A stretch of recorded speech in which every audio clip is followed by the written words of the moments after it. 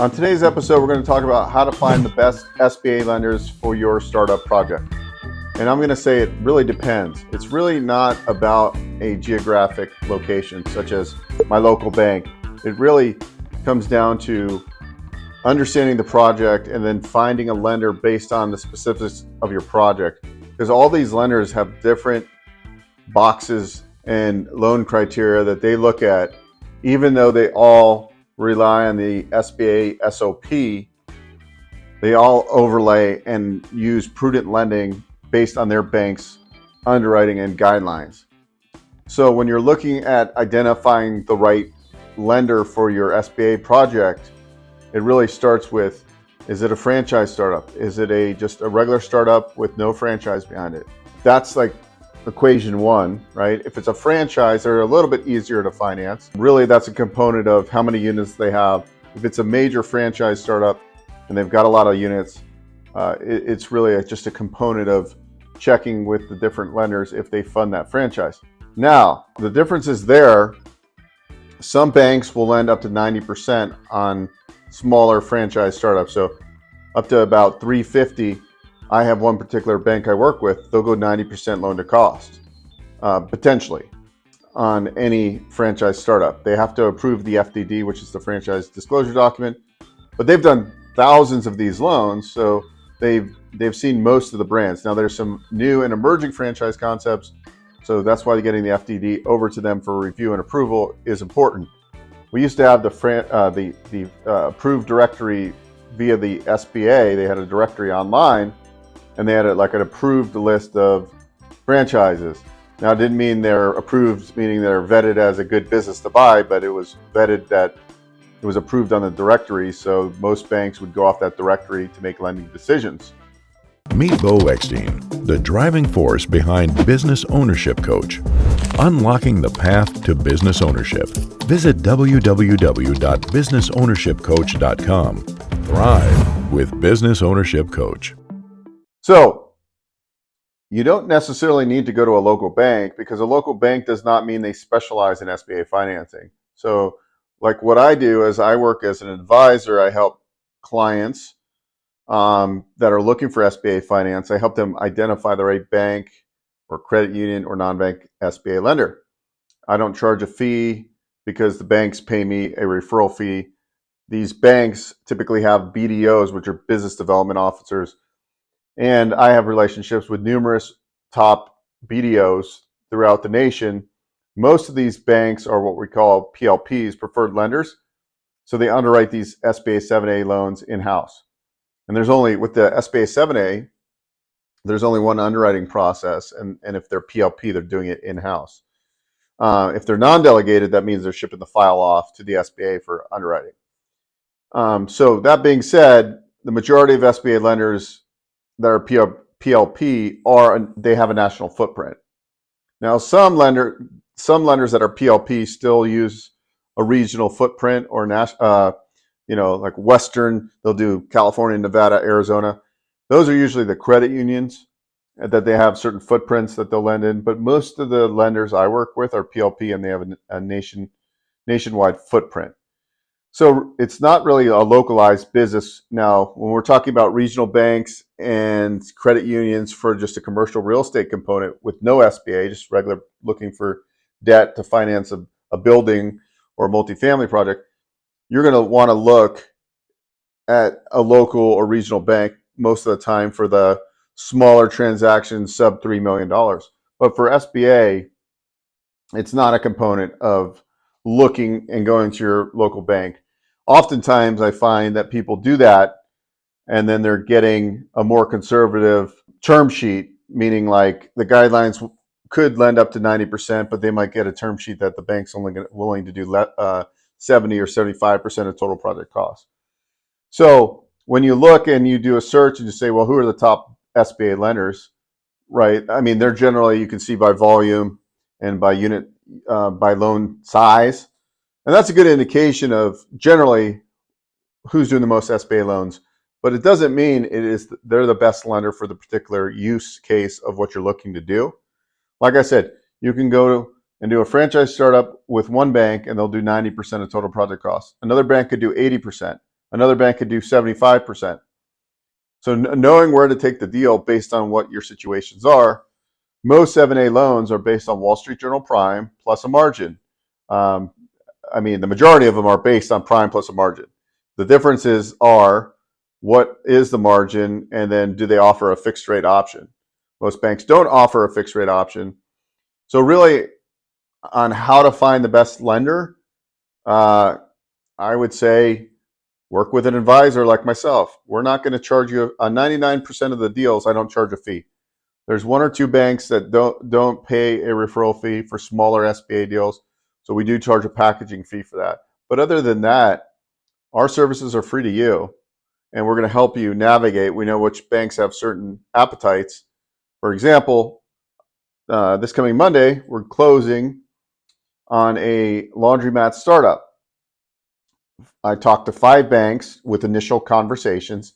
4 of them didn't want to do the deal because it was a startup and there was no collateral, meaning it was just the gentleman was leasing the property. There was no real estate.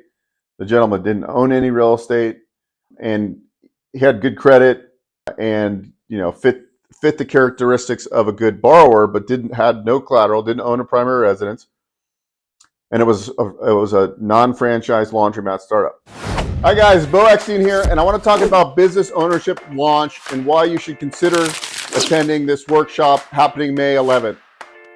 This incubator or accelerator is geared for somebody who is driven and wants to make a change and wants to own a business. This workshop is going to cover different sectors within the business world, different business models, how to identify, how to vet and analyze, and at the end, the goal is to have a really deep understanding of different sectors, different industries, and hone in on some business models that might be best aligned for you.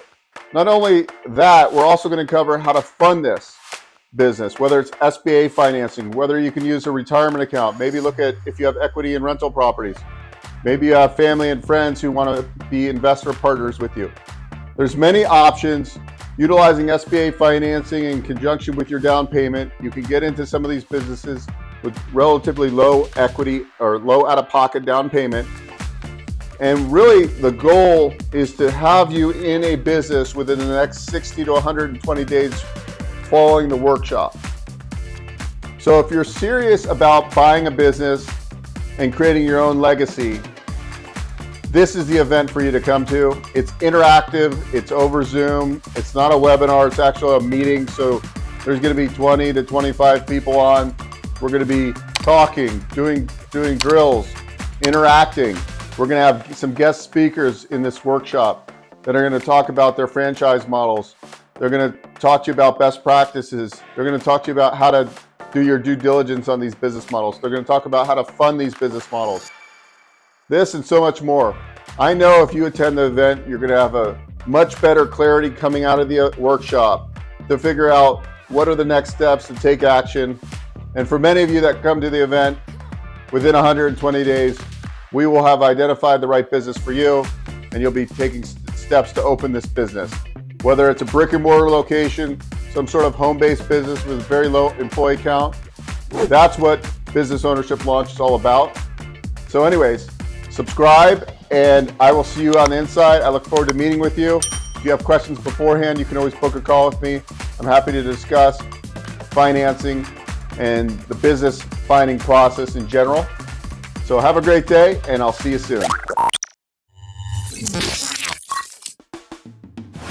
So, sometimes it takes a little bit of navigating, and I know how to steer and find the best sources for these types of deals.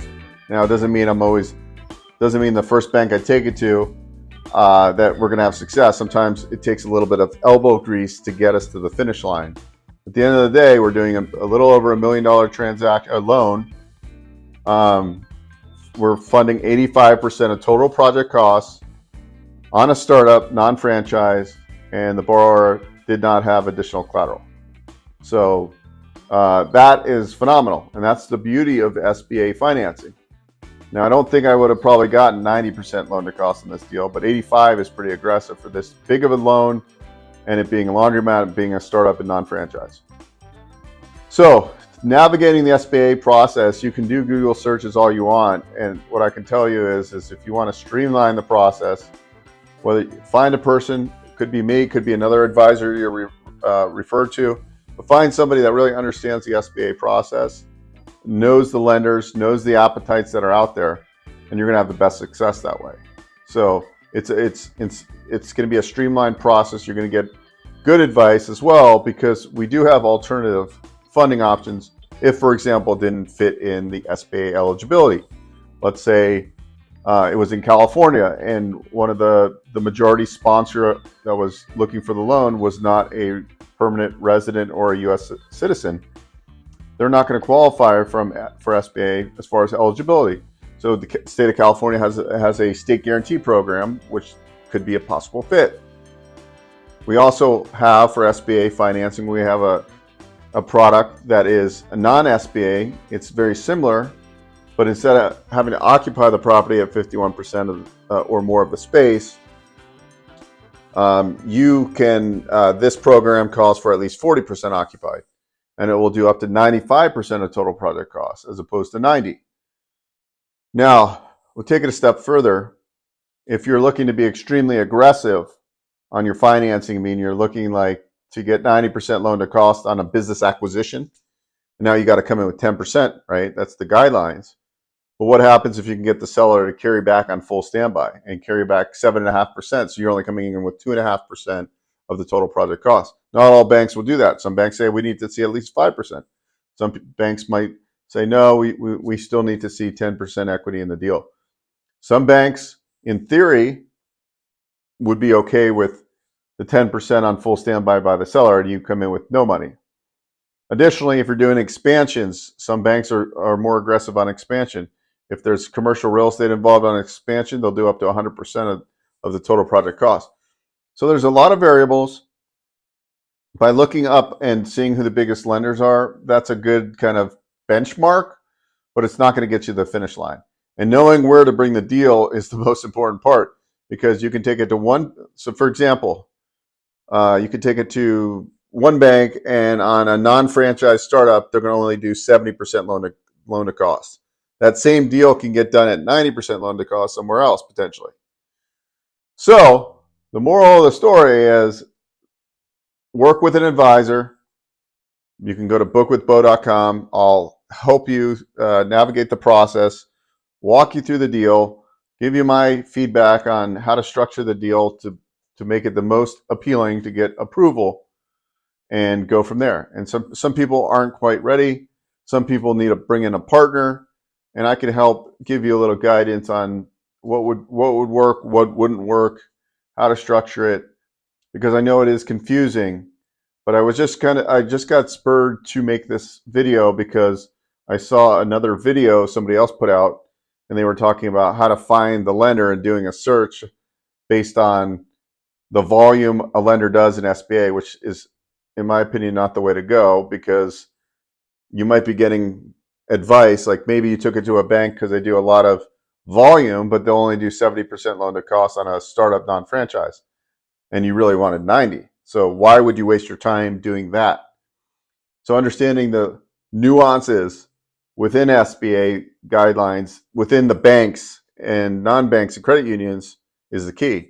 And then sometimes we bring it to a credit union for pricing, or sometimes we bring it to a lender because their margins are less and the deal's a very strong deal and we'll fly through. Instead of paying 2 to 2.75 margin, we can do the same deal at 0.75. So prime rate plus 0.75. So there's all these variables, and I'll have an honest conversation with you when you book a call with me.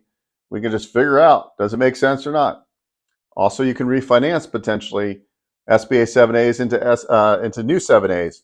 There's some variables between that. You can take a 7A, SBA 7A with commercial real estate, and you could potentially refinance it to a 504. So some banks all they do is 7A loans, and it might not be the best for you. A 504 might be better, and they just don't do 504, so they're going to kind of push you into a 7A. So if you want the best feedback, go to bookwithbo.com. And as always, thanks for watching. We'll see you on the next episode.